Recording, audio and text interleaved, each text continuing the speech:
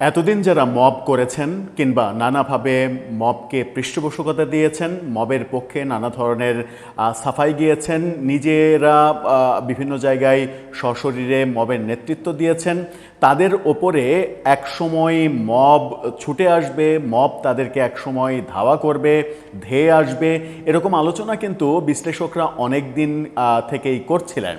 যারা মবকে পৃষ্ঠপোষকতা দিচ্ছে, সমর্থন দিচ্ছে, মবকে প্রেশার গ্রুপ বলছে, তারা এখন মবের ভয়ে আছেন। বিশেষ করে সরকারে, বিগত সরকারে ইউনূস সরকারে যারা ছিলেন তারা এখন মবের ভয়ে আছে, এবং ইউনূস সরকার যাদেরকে এই তার আমলে মবের কাজে লাগিয়েছিলেন তারা এখন মবের শিকার হচ্ছেন, এরকম অভিযোগ সামাজিক যোগাযোগ মাধ্যম একেবারে ছেয়ে গেছে। ঘটনা কেন? ঘটনাটা আপনারা ইতিমধ্যেই সবাই জেনেছেন। আমরা ঘটনার পেছনে যাওয়ার চেষ্টা করব, ভেতরে ঢোকার চেষ্টা করব।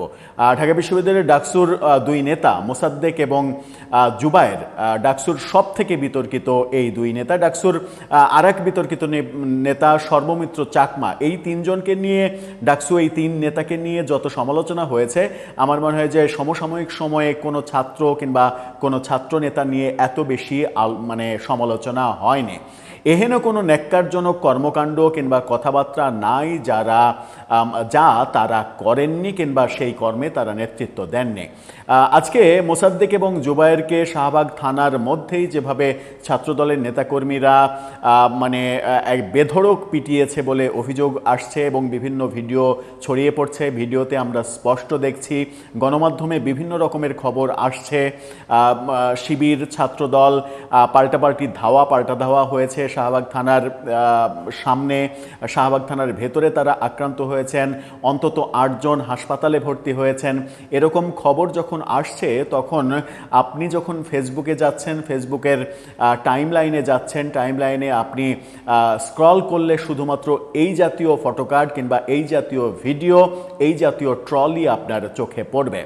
তাহলে 24-এর আন্দোলনের বিপ্লবীরা যারা নিজেদেরকে বিপ্লবী হিসেবে দাবি করেছেন এবং ঢাকা বিশ্ববিদ্যালয়ের মতো এত বড়, সবথেকে বড় বিশ্ববিদ্যালয়ের ছাত্র সংসদের নেতারা এত দ্রুতই তাদের এরকম নেগেটিভ পরিণতি হয়ে গেল, তারা কি তাদের নিজেদের ভাবমূর্তি কিংবা নিজেদের জায়গা ধরে রাখতে পারলেন না? মোসাদ্দেকের ব্যাপারে যে এটা হবে আমরা আগেই অনুমান করতে পেরেছিলাম, কারণ গতকালকেই মোসাদ্দেক গণমাধ্যমে বর্তমান প্রধানমন্ত্রী তারেক রহমান, তার পিতা, তার জন্ম কোথায়, ইংল্যান্ডে পালিয়ে গেছে, আমি পাকিস্তানি না, তোর বাপ তারেক পাকিস্তানি, এই ধরনের যে অশ্লীল নোংরা কথাবার্তা বলেছেন, তারপরেই অনুমান করছিলাম যে এই ধরনের ঘটনা ঘটবে। তবু বাঁচা যে ঘটনাটা বড় কোনো ঘটনায় রূপ নেয়নি, সামান্য আহত হওয়ার খবর এখন পর্যন্ত পাওয়া যাচ্ছে। গতকালকে মোসাদ্দেক এই অভিযোগও করেছিলেন যে তার দাঁত ভেঙে দেওয়ার অভিযোগ, দাঁত ভেঙে দেওয়ার জন্য হুমকি দিয়েছে ছাত্রদলের এক নেতা।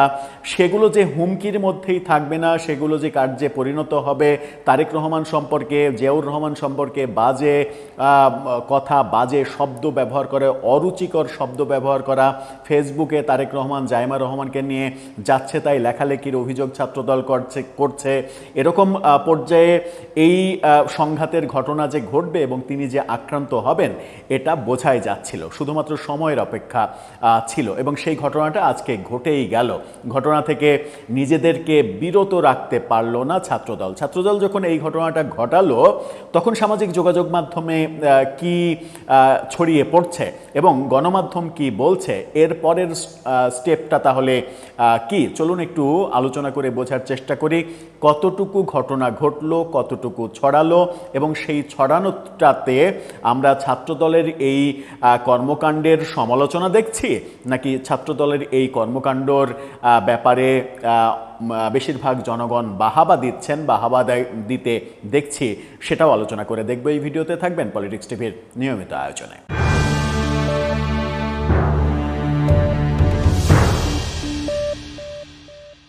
দর্শক, বলছিলাম ডাকসু নেতা মোসাদ্দেক, বিশেষ করে মোসাদ্দেক গতকালকে যে ধরনের শব্দ প্রয়োগ করেছেন সেটা আসলেই গ্রহণযোগ্য নয়। যে কারো সুস্থ মস্তিষ্কের যে কারো মাথা গরম হয়ে যাওয়ার মতো শব্দ বাক্য তিনি প্রয়োগ করেছেন এবং মানে তারেক রহমানকে গ্রেপ্তার করতে হবে এই ধরনের কথাও বলেছেন। এটা না হলে বলতেই পারেন যে মানে প্রধানমন্ত্রীকে গ্রেপ্তার করতে হবে, এটা শালীনভাবে হয়তো প্রতিবাদের ভাষা হতে পারে, কিন্তু তার জন্ম নিয়ে, তার মানে এটা নিয়ে ওটা নিয়ে যে ধরনের নোংরা শব্দ প্রয়োগ করেছেন, তাতে করে ছাত্রদল যুবদল তারা যে খেপে যাবে এটা আমরা আগেই অনুমান করেছিলাম, সেটাই ঘটল। কালের কণ্ঠের এই ফটোকার্ডটা দেখে নিন। তার আক্রান্ত হওয়ার একটা ছবি দিয়ে কালের কণ্ঠ বলছে থানার ভেতরেই মোসাদ্দেককে পেটালো ছাত্রদল নেতারা। অন্যদিকে বাংলা ট্রিবিউন তারা একটু ভিন্ন রিপোর্ট করছে। বাংলা ট্রিবিউন শিরোনামে বলছে ছাত্রদল শিবির ধাওয়া পাল্টা ধাওয়া, শাহবাগে সাংবাদিক ও ডাকসু নেতাদের উপরে হামলা। অর্থাৎ সাংবাদিকদের উপরেও হামলা করা হয়েছে এরকম তথ্য দাবি করছে বাংলা ট্রিবিউন, এরকম অভিযোগ করা হয়েছে। কি ঘটলো বাংলা ট্রিবিউনের ভাষায় একটু বুঝে দেখি। ধাওয়া পাল্টা ধাওয়ার ঘটনা, ক্যাম্পাসে উত্তেজনা, রাত 7টার পরে 8টার দিকে এই ঘটনাটা ঘটেছে এরকমটা আমরা শুনছি। ঢাকা বিশ্ববিদ্যালয়ের সাংবাদিক সমিতির বেশ কয়েকজন সদস্য সহ ডাকসুর সাহিত্য ও সংস্কৃতি সম্পাদক মোসাদ্দেক ইবনে মোহাম্মদ এবং সমাজসেবা সম্পাদক এবি জুবায়ের সহ বেশ কয়েকজন নেতাকর্মীকে মারধর করার অভিযোগ উঠেছে। এদের মধ্যে ডাকসু নেতা মোসাদ্দেক এবং এবি জুবায়েরকে চিকিৎসার জন্য ঢাকা মেডিকেলে নিয়ে আসা হয়েছে বলে জানা গেছে। এই দুইজন সহ আহত মোট 8 জন ঢাকা মেডিকেল কলেজ হাসপাতালে গিয়েছে। তারা হলেন ঢাকা বিশ্ববিদ্যালয়ের ছাত্র তানজিম, দেবাশিস, আলবি, সাংবাদিক ও শিক্ষার্থী সিফাত, লিটন ও খালিদ। রাত 9:30 থেকে 10:15টার দিকে তাদেরকে চিকিৎসার জন্য ঢাকা মেডিকেলে আনা হয়। মানে রাত 10:15টার দিকেও তাদেরকে অনেককে হাসপাতালে নিয়ে যাওয়া হয়েছে। এই যে বলা হচ্ছে যে মানে শিক্ষার্থী, কিন্তু ঢাকা বিশ্ববিদ্যালয়ের শিক্ষার্থী সাংবাদিক, এই সাংবাদিক সম্পর্কেও ছাত্রদল অভিযোগ করছে যে এরা মূলত মানে শিবির করে এবং শিবিরের রাজনৈতিক পারপাস সার্ভ করে, শিবিরের পক্ষে নানা ধরনের ন্যারেটিভ তৈরি করে খবর প্রকাশ করার চেষ্টা করে, এই অভিযোগ ছাত্রদল করছে। শাহবাগ থানায় রাজাকারের ঠিকানা এই বাংলায় হবে না, শিবিরের জার্নালিজম এই ক্যাম্পাসে হবে না ইত্যাদি স্লোগান দেয় ছাত্রদল নেতাকর্মীরা। প্রত্যক্ষদর্শী এবং দলীয় সূত্রে জানা যায় ঘটনার মূল সূত্রপাত 2025 সালে এই শিবির সমর্থিত ডাকসু নেতা মোসাদ্দেকের মানে একটা ফেসবুক পোস্ট, আল মাহমুদের একটি ফেসবুক পোস্ট, আবদুল্লাহ আল মাহমুদের একটা ফেসবুক পোস্টকে কেন্দ্র করে, মোসাদ্দেক না আবদুল্লাহ আল মাহমুদ। ছাত্রদলের এক নেতা বলেন শিবির নেতা তারেক রহমান ও জাইমা রহমানকে নিয়ে পোস্ট দিয়েছে, তা বলার মতো না। ছাত্রদল সব সময় গঠনতান্ত্রিক সমালোচনার পক্ষে ছিল, আমরা উদারনীতি সবসময় চেয়েছি, আমরা গঠনমূলক সমালোচনার পক্ষে ছিলাম, কিন্তু শিবির নেতা যে কুরুচিপূর্ণ পোস্ট দিয়েছে এটা ঠিক করে নাই। ছাত্রদল নেতাকর্মীরা অভিযোগ করেছেন আবদুল্লাহ আল মাহমুদ তার ফেসবুক আইডিতে প্রধানমন্ত্রী তারেক রহমান এবং তার কন্যা জাইমা রহমানকে নিয়ে কুরুচিপূর্ণ মন্তব্য করেছেন। এই ঘটনার প্রেক্ষিতে শাহবাগ থানায় সাধারণ ডায়েরি করতে আসেন ছাত্রদল নেতাকর্মীরা। ছাত্রদল নেতাদের দাবি যখন তারা শাহবাগ থানায় আসেন তখন তারা অভিযুক্ত মাহমুদকে সেখানে দেখতে পান। এর আগে সন্ধ্যায় অভিযুক্ত ঢাবির শিবির নেতা শাহবাগ থানায় উপস্থিত ছিলেন। ঢাবির শিবির নেতা আবদুল্লাহ আল মাহমুদ প্রধানমন্ত্রীর মেয়ে জাইমা রহমানকে কটূক্তি করে একটি ফটোকার্ড ফেসবুকে শেয়ার দিয়েছেন বলে অভিযোগ। তবে অভিযুক্ত ঢাবির এই শিবির নেতা বলেছেন সেটি ভুয়া, সেজন্য তিনি থানায় সাধারণ ডায়েরি করতে এসেছেন এবং সেখানে মোসাদ্দেককে এবং জুবায়েরকে ছাত্রদলের নেতাকর্মীরা পায় এবং তাদেরকে বেধড়ক পিটুনি দেয়, এরকম অভিযোগ উঠেছে। মোসাদ্দেক মানে আল মাহমুদের ব্যাপারটা আমি একেবারে পরিষ্কার না, কিন্তু মোসাদ্দেকের ব্যাপারটা একেবারে পরিষ্কার। গতকালকে গণমাধ্যমের সঙ্গে সাক্ষাৎকারে ডাকসুর গেটে যে মানে ওই গুপ্ত নিয়ে লেখা, গুপ্ত যার অবস্থান তার বাড়ি পাকিস্তান, এই যে লেখা, এই লেখার সামনে দাঁড়িয়ে তিনি গণমাধ্যমে যে সকল কথা বলেছেন সেই সকল কথা কোনোভাবেই গ্রহণযোগ্য হতে পারে না। একজন মেধাবী ছাত্রের সেটা কথা হতে পারে না, ডাকসুর একজন নেতার সেটা কথা হতে পারে না। অবশ্যই তার ওই কথাগুলো মার্জিত হওয়া উচিত ছিল, কিন্তু তার মানে এই নয় যে তাকে মানে আইন নিজের হাতে তুলে নিয়ে তাকে পেটাতে হবে, মারধর করতে হবে, হাসপাতালে পাঠাতে হবে, এটা কোনোভাবেই গ্রহণযোগ্য নয়। এটার আমরা তীব্র প্রতিবাদ জানাতে চাই, কারণ আইন হাতে তুলে নেওয়া অন্ততপক্ষে ক্ষমতাসীন দলের ছাত্র সংগঠনের জন্য এটা সম্মানজনক নয়। তারা আইনের মাধ্যমে আইনি কাঠামোতে এই ব্যাপারে ব্যবস্থা নিলে বরং আরও বেশি সুন্দর হতে পারত রাজনৈতিক চেহারাটা, কিন্তু সেটা তারা হয়তো মানে হজম করতে পারেনি, উত্তেজিত হয়ে এই কাজটা করেছে। কাজটা ভুল হয়েছে, অবশ্যই কাজটা ভুল হয়েছে, কিন্তু মোসাদ্দেক যে কাজটা করেছেন সেই কাজটা কি ঠিক হয়েছে? শুধুমাত্র কি এই ব্যাপারে এই মোসাদ্দেক এবং জুবায়ের এবং মানে বিশেষ করে এই দুইজনকে, মোসাদ্দেক এবং জুবায়েরকে যেভাবে টেকনিক্যালি তাদের দল থেকে সামনে বারবার পুশ করা হয়েছে এবং তাদেরকে দিয়ে বিভিন্ন কথা, বিভিন্ন কর্মকাণ্ড, মানে যত আকাম কুকাম, যত কুরুচিপূর্ণ কথাবার্তা এবং বক্তব্য প্রদান করা, সেগুলো সবই এই দুইজনকে দিয়ে করানো হয়েছে বলে আমরা গত বেশ কিছুদিন ধরে দেখে আসছি। এই মোসাদ্দেক সেই যে ভারতের হাইকমিশন অফিসের ইট খুলে নিতে চেয়েছিলেন, এই বক্তব্য আমরা দেখেছি। এবং যে বক্তব্যের মাধ্যমে অনেককেই তো আমরা দেখেছি, প্রফেসর ইউনূস যাদেরকে পৃষ্ঠপোষকতা দিয়ে ভারত বিরোধী রাজনীতি প্রতিষ্ঠিত করতে চেয়েছিলেন, বাংলাদেশের সঙ্গে ভারতের একটা যুদ্ধাবস্থা তৈরি করতে চেয়েছিলেন, তার মধ্যে অন্যতম পারপাস সার্ভ করেছেন এই মোসাদ্দেক। এবং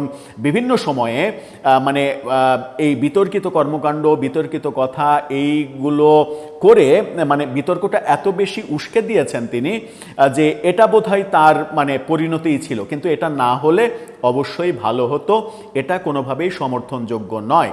কিন্তু মানে আশ্চর্যজনকভাবে হলেও সত্য, আমরা মানে গত 2-3 ঘন্টা ধরে ফেসবুক স্ক্রল করে ফেসবুকে মানে যত ধরনের পোস্ট আসছে তার 80-90% পোস্ট এবং লেখালেখি আমরা দেখছি যে জনগণ খুশি হয়ে বিভিন্ন ধরনের মন্তব্য করছেন, ছবি শেয়ার দিচ্ছেন, পোস্ট করছেন, ট্রল করছেন, এআই দিয়ে বানানো মানে বিভিন্ন মোসাদ্দেকের বিভিন্ন রকমের ছবি ফেসবুকে পোস্ট দিচ্ছেন এবং মানুষ খুশির বার্তা দিচ্ছেন। তার মানে সাধারণ মানুষ, বাংলাদেশের সাধারণ মানুষও এই মানে মোসাদ্দেক তো আর বিপ্লবের নেতা ছিলেন না, কোনো কিছুই ছিলেন না। ডাকসু নির্বাচনের পরে হঠাৎ করে মানে তিনি সামনে আসেন বিভিন্ন বিতর্কিত কর্মকাণ্ড এবং বিতর্কিত কথাবার্তা বলে, যে সকল বিতর্ক জন্ম দিয়েছেন তাতে করে আজকের এই পরিণতিতে এই যে জনগণ খুশি হলো, জনগণ তার খুশির বহিঃপ্রকাশ ঘটাচ্ছে সামাজিক যোগাযোগ মাধ্যমে, এটা তার এবং তার দলের জন্য এটা চরম অসম্মানজনক একটা ব্যাপার। তা অনেকে বলার চেষ্টা করছেন যে যারা এতদিন মব করেছে, যারা মবকে এতদিন পৃষ্ঠপোষকতা দিয়েছে, তাদের পরিণতি এটাই হওয়া উচিত ছিল। তাদের এখন মব অ্যাটাক করছে, তারা মব থেকে বাঁচতে পারবে না, পারছেও না। এরকম বক্তব্য যেমন দিচ্ছেন, আবার আমরা এরকমও দেখছি যে আওয়ামী লীগের অতি উৎসাহী অ্যাক্টিভিস্টরা তারা বলছেন যে মানে এ তো কেবল শুরু, ছাত্রদলই যদি মারে তাহলে আওয়ামী লীগ কিংবা ছাত্রলীগ ফিরে আসলে কি অবস্থা হবে, এরকম লেখালেখিও আমরা দেখছি। এই হিংসাত্মক লেখালেখি থেকে আমরা জাতি হিসেবে যদি মানে নিজেদেরকে বিরত রাখতে পারি, সেটা হবে আর একটা বড় সৌন্দর্যের ব্যাপার। কিন্তু আমরা কতটা বিরত রাখতে পারবো সেই প্রশ্নটাও আসবে। এখন মানে সামান্য বিপ্লবের তো এখনো 2 বছরও পূর্ণ হয়নি। 2 বছরের মাথায় বিপ্লবী এবং বিপ্লবের পরিচয়ধারীদের যে অবস্থা কিংবা জনগণ তারা আক্রান্ত হলে জনগণের খুশি হওয়ার মাত্রাটা যে পর্যায়ে গিয়ে ঠেকছে, এতে করে আমার মনে হয় যে পুরো বিপ্লবটাকেই তারা বিতর্কিত করছে। এবং জুলাই আগস্ট মানে শেখ হাসিনার সরকারের বিপক্ষে যে বিজয়, যে বিপ্লব, যে গণ অভ্যুত্থান, যে ক্রেডিট তারা মানে পেতে পারত কিংবা দাবি করে আসছে, সেই ক্রেডিটের এগেনেস্টে দেখা যাচ্ছে যে তাদের অধঃপতন এবং তাদের খুবই বাজে পরিণতি, যেটা কোনোভাবেই হয়তো বিপ্লবের সমর্থনকারী কারো কাছেই মানে প্রত্যাশিত নয়। কিন্তু সেই অপ্রত্যাশিত ব্যাপারগুলো ঘটছে, হয়তো সামনে আরও ঘটবে। আবারও বলছি যে আজকে যে ঘটনাটা ঘটলো মানে সেই ঘটনাটা না ঘটলে ব্যাপারটা সুন্দর হতে পারত। গতকালকে মোসাদ্দেক যে সকল বক্তব্য দিয়েছেন সেই বক্তব্যের জন্য আইনের মাধ্যমে তার বিরুদ্ধে যদি ব্যবস্থা নেওয়া হতো তাহলে অনেক বেশি সুন্দর হতে পারত। কিন্তু বাংলাদেশে যারা ছাত্র রাজনীতি করেন কিংবা বাংলাদেশে যারা রাজনীতি করেন, বিশেষ করে এই মোসাদ্দেকরা যার শিষ্য সেই প্রফেসর ইউনূস, তিনি কি তার 1.5 বছরে হিংসার চাষাবাদ, প্রতিহিংসা পরায়ণ হওয়া, প্রতিশোধ নেয়া, এই ব্যাপারগুলো শেখানোর পরিবর্তে কোনো সহাবস্থান কিংবা সৌহার্দ্যপূর্ণ অবস্থান নিতে হয়, এই ব্যাপারগুলো কি তাদেরকে শেখাতে পেরেছেন? না, শেখাতে পারেননি। বরং হিংসার চাষ কিভাবে করতে হয়, অন্যের কবর রচনা কিভাবে করতে হয়, অন্যকে কিভাবে কুপকাত করতে হয়, অন্যকে কিভাবে মব দ্বারা আক্রান্ত করতে হয়, অন্যের কাছ থেকে কিভাবে চাঁদাবাজি করতে হয়, কিভাবে অন্যকে মানে পরাস্ত করে নিজে মানে ক্ষমতার দাপট দেখাতে হয়, নিজের অর্থনৈতিক কাঠামো শক্ত করতে হয়, এই ব্যাপারগুলোই মূলত প্রফেসর ইউনূস শিখিয়ে গেছেন। প্রফেসর ইউনূস শিক্ষক হিসেবে তার ছাত্রদের যে তকমা মানে শেখানোর এবং যে মেডেলটা তাদের পরিয়ে গিয়েছেন, সেই মেডেলটা আজকে বড় ক্ষতির কারণ হয়ে দাঁড়াচ্ছে। এই ক্ষতির কারণটা কোন দিকে যাবে, ভবিষ্যতে বিপ্লবীদের অবস্থানগুলোই একটা বিতর্কিত অবস্থান হবে কিনা, কিংবা যারা নিজেদেরকে বিপ্লবী বলে পরিচয় দেবে তারাই মানে অসম্মানজনক পরিস্থিতির মধ্যে পড়ে যায় কিনা, সেটা কিন্তু একটা বড় আশঙ্কার ব্যাপার। আমরা কোনোভাবেই প্রত্যাশা করি না যে 24-এর এই মহান বিপ্লব, যে বিপ্লবটা এই ছাত্ররা নেতৃত্ব দিয়ে করলো, তাদের পরিণতি এতটা খারাপ হবে যে এখানে তাদেরকে পথে ঘাটে মার খেতে হবে। দর্শক, আপনার মন্তব্য জানিয়ে এ ব্যাপারে লিখতে পারেন আমাদের কমেন্ট বক্সে।